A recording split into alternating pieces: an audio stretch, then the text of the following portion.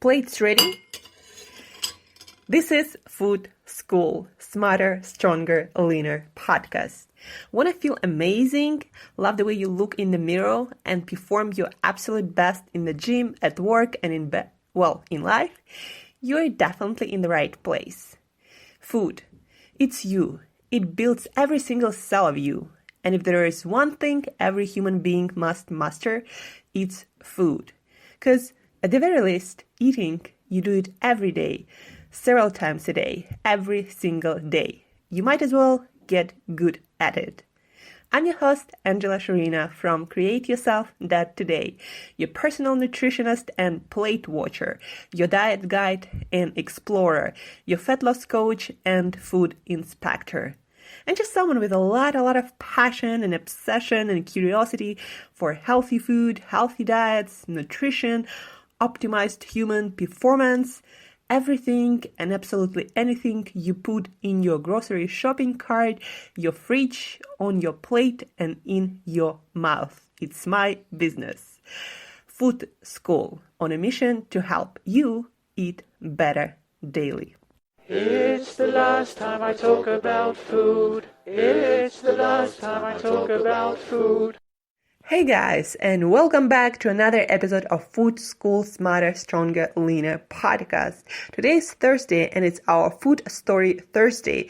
Thursdays are dedicated to new foods, new food products, new technologies in food system, new technologies that are used to create our food supply, news in the food system and food industry, and we also interviewing founders of new food products or a few food companies. A lot of interesting stuff to keep your food newsfeed updated and to keep you well informed about food supply that enters our supermarkets, our grocery shopping carts, and eventually our fridges and our plates and our bodies, of course.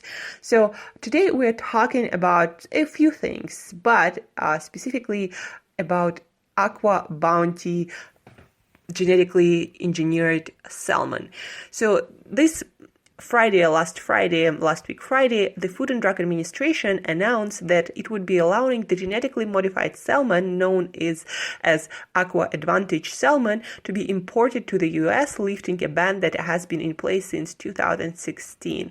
So genetically engineered salmon or bioengineered salmon that is called Aqua Advantage. So that salmon can be grown twice as fast as traditional salmon, but you don't have to feed it as much. So for example, if traditionally on the farm you can grow salmon in 36 months, then Aqua Bounty, the Canadian company, can grow it in 18 months, saving resources for feeding that fish that are used to feed that fish, and also saving other resources because besides growing that fish twice as fast, Aqua Bounty, the company also uses new technology, land-based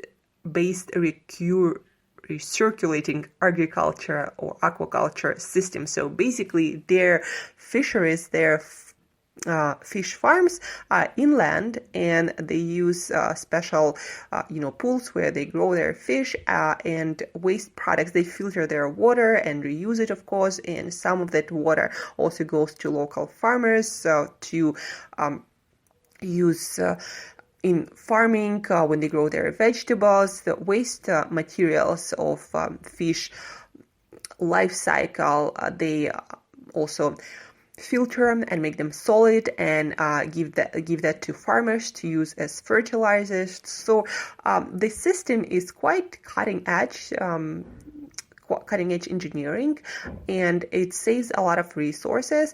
And the technologies that they use to genetically modify their fish, they basically introduce a new set of growth hormone genes into salmon to make it grow twice as fast as traditional salmon. And Food and Drug Administration in US didn't allow that salmon to come into the country because they were not sure how to label it properly. And now there is an agreement that all genetically engineered foods, like, for example, lab-grown meat or lab-grown dairy that is going to be appearing on the market, on our food market more and more, should be labeled as bioengineered foods, but also some farmers and people who work in agriculture want all this food to be labeled as genetically engineered. So you'll be able to see both labels, genetically engineered or bioengineered foods. And that particular salmon is going to be on the market and probably in Whole Foods and other stores, good quality stores. It's going to be there probably soon. It's approved to be safe like all genetically modified foods. But the thing is, even though, of course, they did some short-term research, and of course nobody was poisoned, and of course there was no adverse health effects, but we don't really know how in the long term it's gonna interact with our genes, because any food we eat, guys, it interacts on some level with our genes, because food, almost every food, unless it's really, really heavily processed and has no genetic material left, all foods have its own gene, and we don't really know how genes in our foods interact with genes in our body, and how our DNA changes and how our gene expression changes based on that.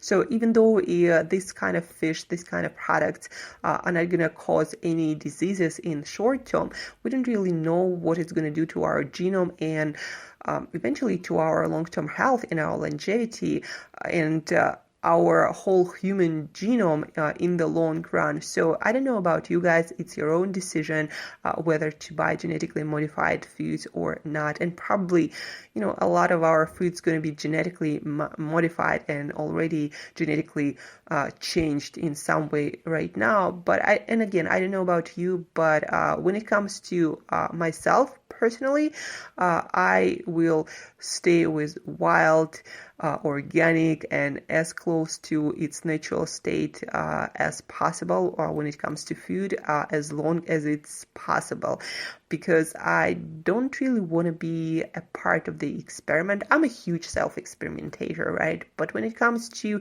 genetically modified, genetically engineered stuff, I'm not really sure.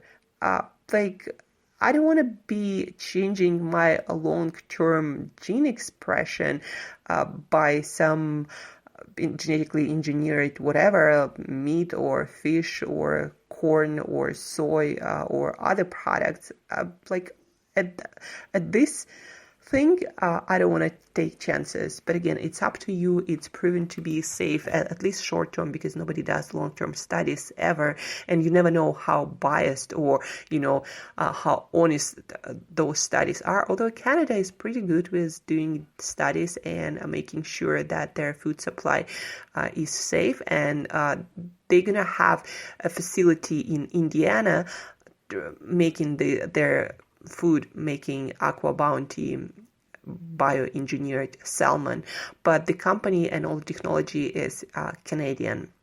So that's the news of the week when it comes to food stories. So look, always, guys, when you buy any kind of food, look at the label, look what it says, and I highly recommend you to understand what it means. So when it's going to say bioengineered or genetically engineered on any of the products that you use, understand that some sort of genetic modification was done to it in a science lab, and the food is not the kind of food that it's not the same as traditional food. For example, when it comes to that particular genetically modified salmon, Aqua Advantage salmon, all the fish the company grows are female and therefore cannot breed with each other. So, if you get this salmon, alive and wanted to produce more of that, that's not going to happen because you won't be able to breed that fish without that technology. I guess it's a great way to certify your salmon and make sure that nobody steals the technology. So I don't know why it's only female and how exactly all it works. But again, you see, it's not exactly the same salmon as you would find in the wild. And also, what is genetic engineering or genetically modified foods in general? Well, genetically modified foods are foods whose genes have been changed to help them grow faster or for other purposes, such as becoming more resistant to bad weather or insects or both. And GMO have not shown evidence of health risk in humans, but they're one of the most debated topics in agriculture and in food industry. And that particular genetically engineered salmon, some journalists and critics already call Frankenfish. So make your decisions, understand what it is, and either you want to experiment with that or not. I'm sure the taste is going to be amazing, and they're probably going to engineer some super cool salmon that has more omega-3s, DHA and EPAs, and something else. Who knows what they're gonna come up with, right? You can make almost anything happen in food right now. Like, for example, one of the companies that we're gonna have on our show sometime soon is Brainiac. It's a company the first company that started to create kids yogurts with omega-3 fatty acids in them. So it's like brainy yogurt to improve kids' mental performance and their abilities to perform better at school in general. But, dairy and omega-3 fatty acids, not sure how that's gonna mix in our body and in our poor digestive system, who's soon gonna encounter all kinds of Frankenfoods. And by Frankenfoods, I don't really mean anything bad, because I'm just not sure, and nobody really sure. So try it at your own risk and see what happens. So that's it about our food story for today. And really quickly, I want to discuss a question that these days I'm often very often, a lot of people come to me and they tell me something like that. I want to lose weight and I want to improve my health and I want to feel better and look better, and I want to do it on a keto diet. Like, I know this diet works for you, but can you help me to make it work for me? Because for some reason I cannot stick with it. I cannot follow through and I always end up binging. Or maybe some people tell me, I don't feel good. I feel low on energy. I need to fix it and change it so this keto diet works for me, even though I know it works for me. Like, what boggles my mind is when I hear something like that, I have a question. Like, at what point did you decide that keto diet works for you, even though you feel worse, you are low on energy, your health is not where it needs to be, you're not losing weight, you're feeling shitty, you cannot stick to this diet, but you think that this diet is working for you? Like, what's the criteria of any diet or eating style when you say it works for me? Like, when something works for me, I feel amazing, my energy is amazing, and I have no problems sticking with it. Yes, there are some moments that you gotta fix, like maybe because maybe some food causes indigestion, or maybe you have electrolyte imbalance, and that's why you don't feel good. But those should be minor issues that you can fix. If you do something for a prolonged period of time and you feel that your life and your health gets worse, like, stop it, do something else. Don't become that person who wants to make certain diet works. Like, I want to be paleo or I want to be keto, and even if I die, I'm going to be that. It reminds me of my years of being a raw vegan, when people were like in some religious cult.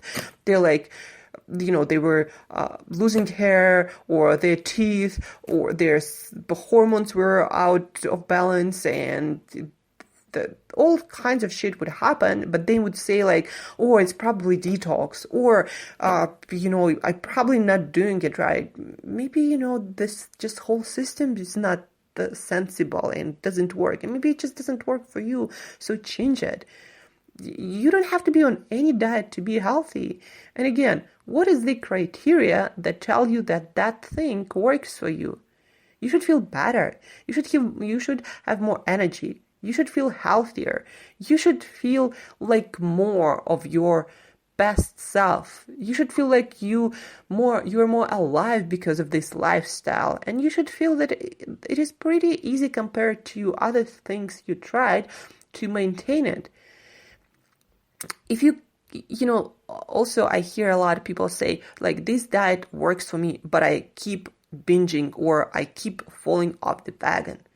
The reason that you keep falling off the wagon, or you keep binging on stuff, or keep having those, weird cravings that you can't ignore, it's because it's not exactly working for you. And, I'm not sure if it doesn't work because you do something in a weird way, or because your diet is just not balanced, or you do it in the wrong way.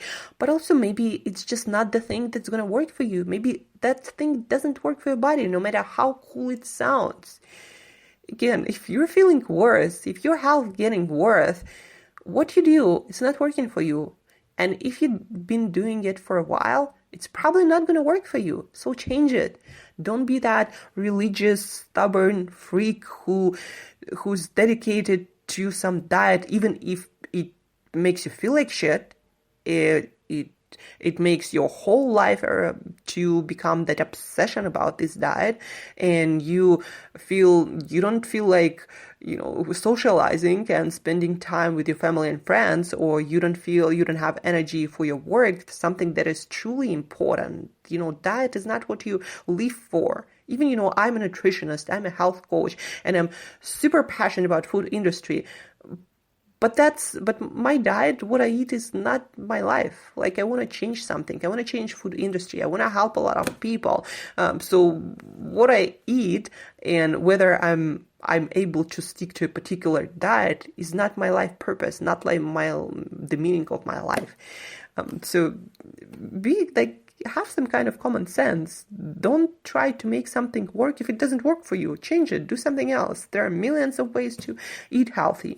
And on that subject, millions of ways to eat healthy, I get asked a lot, like, what is really simple way to eat if I want to start feeling better, if I want to improve my eating habits, if I want to start also losing weight? So, like, what is the way to try that is really simple, doesn't require me to count carbs, calories, or whatever?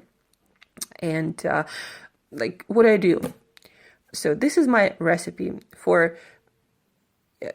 This is for people who are not really dedicated to becoming fat adapted or keto adapted, who are not really into low carb, but who want to have more or less balanced, healthy eating habits. That means eating healthy foods, but also at this point in their life or your life, if you want to lose weight and need something simple and you're not dedicated to becoming keto adapted or whatever. So this is the plan that I recommend to a lot of people who ask me. Really simple. So first, figure out how to make 14 hours of daily fasting happen. So from your dinner to your breakfast, there should be 14 hours. So let's say you finish eating by 7 p.m., then your breakfast should not be earlier than 9 a.m. And between 7 p.m. and 9 a.m., you can consume black coffee, you can consume herbal teas if it's at night and you don't want to interrupt or worsen your sleep quality.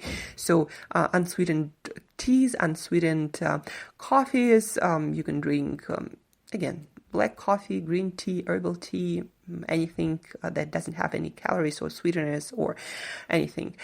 So you fast from 7 p.m. to 9 a.m. or whatever time works for you. Try to make your meal finished by 3 hours before going to bed, because it's also important to help with your brain health, your energy metabolism, your nutrient metabolism, your gut health. So 3 hours before bed you don't eat, and 14 hours of fasting. So make it happen. Then schedule your 3 meals a day. You can also have 2 meals, but I recommend to have 3 meals. Maybe you're gonna have, 2 meals that you have at home that are kind of bigger meals, and maybe 1 meal as a snack. Anyway, 3 meals a day. This is the program for that. Breakfast, make it simple. I usually recommend take 3 eggs, 3 whole eggs, the best quality possible. Either hard boil them, make an omelette, make scramble, whatever. And add either 1 avocado, you can eat it by itself, or add some vegetables, any kind of non-starchy vegetables, maybe saute some spinach, maybe use for all the meals, for all the cooking. Weight loss is one of the goals of this plan. So for all the cooking, all the meals, you use 1 tablespoon of added fats, or if you don't add any fats, you can use 10 to 12 nuts, so small handful of nuts. For breakfast, 3 eggs, you can use 1 tablespoon, for example, of grass-fed butter. You can fry your eggs in that, add some vegetables, and that's your breakfast. Then between your breakfast, lunch, between your lunch and your dinner, you can drink non-caloric drinks. Again, can be black coffee. Green tea helps a lot with fat metabolism, with making your hunger less. So green tea helps a lot. Black coffee, different teas, maybe water with some fruits added it to make it a little bit flavored, but not juice. But, for example, you cut strawberries and you put it in your bottle of water, and it will give it some strawberry taste. Then also you can add some lemon juice, freshly squeezed lemon juice to flavor your water. That also works perfectly. So breakfast, 3 eggs in any way you like them, veggies or an avocado will do. And then we go into our lunch. For lunch and dinner, actually, guys, you either have fish or chicken or meat. Try to get, again, the best quality possible, not cooked in any vegetable oils like sunflower, safflower, soybean, cotton seed, canola, corn oil, so none of that. The only fats that you add is that tablespoon that we talked about. So tablespoon of fat, either olive oil or coconut oil or grass-fed butter or ghee or avocado oil. Those are the fats that you use. And if you don't use any fats, like for example, if you just cook your salmon or your chicken or whatever in water with some vegetables, then you can add a small handful of nuts to your meal for healthy fats. So have a piece of fish, a piece of chicken, or a piece of meat for your lunch and your dinner. And that piece of meat should be somewhere around like your hand with your fingers and all, maybe a little bit smaller, like an inch thick. So that's the amount of meat, fish, or chicken you want to have, like your hand. That's the size of your meat, and somewhere around an inch, maybe a couple of inches thick. Well, maybe not a couple, depends. Maybe make it like your hand. That's the good way to measure it. And then veggies. If you have a big plate, that half of that plate should be your non-starchy veggies, and that can be fresh salads. Try to include, some fresh vegetables and some cooked vegetables. Maybe for lunch you have a salad, and maybe for dinner you have cooked vegetables and non-starchy vegetables. So anything but potatoes and cooked carrots or cooked pumpkins and squashes, those are also starchy foods. So anything but starch, those are the non-starchy vegetables. So again, broccoli, Brussels sprouts, spinach, bok choy, Swiss chard, all kinds of greens, maybe tomatoes and cucumbers, anything like that. You get the idea. Cauliflower. And then for your starch or your carb, take a handful of whole grains, maybe rice, maybe quinoa, maybe buckwheat, or one potato, one medium potato, or a piece of fruit, whole fruit, and everything should be the size, kind of like of your handful. So handful of starchy foods like potatoes or sweet potatoes, or whole grains like rice or beans also. What else? Again, or medium potato or fruit or. So you either have one of those, either grains or potatoes or fruit. And that you have for lunch and for dinner.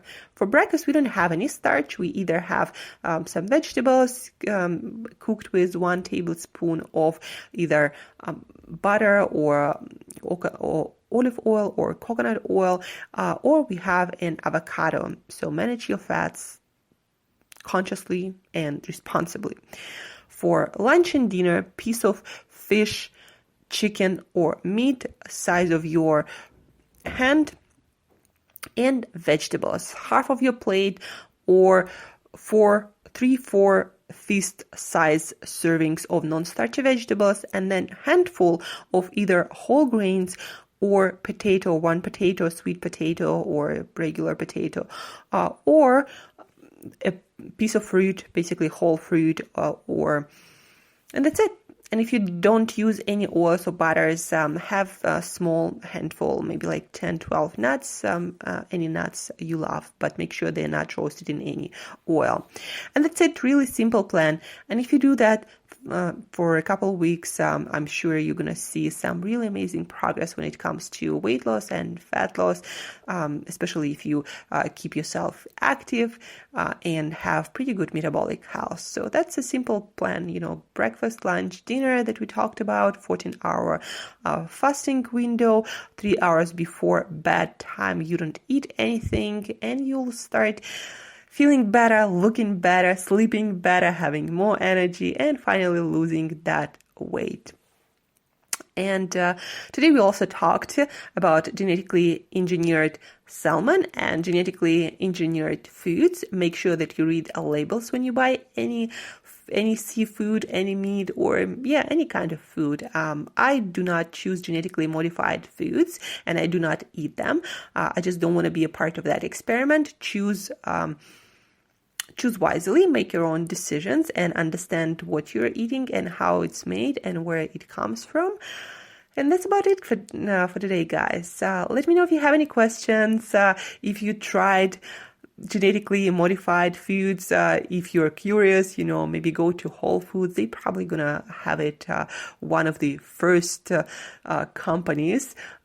So the name of the salmon, again, it's called Aqua Advantage or Aqua Bounty, and the company is Canadian, the technology is Canadian, but it's going to be produced in Indiana, in US. And that's it for today, guys. Thank you for listening, and as usual, as always, eat better daily.